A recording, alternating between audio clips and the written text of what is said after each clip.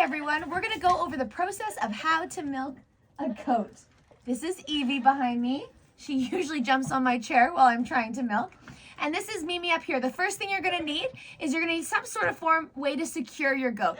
Otherwise, no matter how friendly they are, when you get started, they're gonna start moving around. Mimi is in her headlock. She's quite happy. This doesn't hurt her or bother her. In fact, she even jumped up on her own because it was milking time.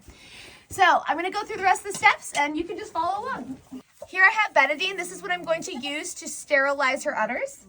First, I always give her a touch just so that she knows, okay, we're starting, we're here.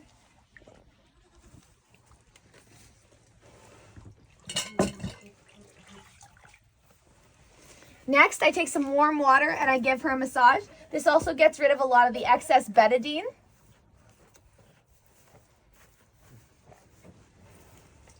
I have my bucket ready. I'm going to discard the first 2 squirts from each udder. I'm going to put my bucket under and start milking. When you're milking, you alternate from udder to udder to allow time for one udder to refill. When you squeeze, what you're doing is you open, you squeeze from the top with your top 2 fingers, index and thumb, and you slowly squeeze down with all your fingers while giving a slight pull. Mimi likes being milked, so she's very well behaved. If you are training a goat to milk, be prepared that they will probably kick with their legs. They'll probably try to knock your bucket over or jump around. It's very important to hold on to those udders while they're doing that so that they know no matter what I do, this isn't going to stop. So that way they learn, okay, see she's stomping a little bit here. So that way they learn there's no point in me trying to fight it. The other thing that you can do, and which is really good to do, is during milking time, give them a little treat or snack in the front. We aren't doing that right now because our milking setup isn't complete. We're not, as you can see with the goat kissing me. Oh, look. Hi, Evie. As you can see, Evie, hey, it's okay. And if they start getting agitated, you just touch them again, talk to them, you're okay. Mimi, for some reason, something's bugging her right now, but that's okay. We're gonna keep going. Come here, sometimes you have to get just protect your milk bucket. I'm not sure why she's stomping, but we're still gonna work through this and just get milking again.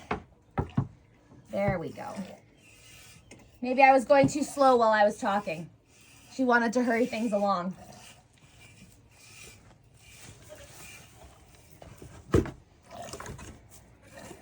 Or maybe she didn't like Evie there. That's possible.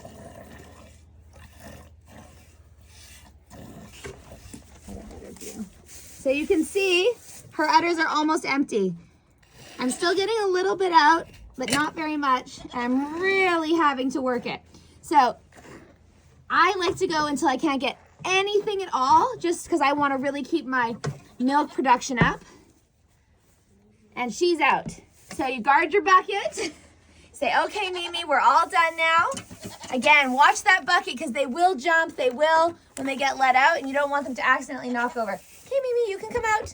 See, she doesn't even dislike this. You can come out. There you go. Good girl. After you're done milking your goats, you're going to take your milk directly in the house and strain it through a fine mesh strainer. That's going to get rid of any unwanted particles, and then put it into a glass container and directly into the fridge. It is so delicious. We truly love the goat's milk just as much as we like cow's milk. We find there's no goaty flavor at all, so it's a big hit for our family.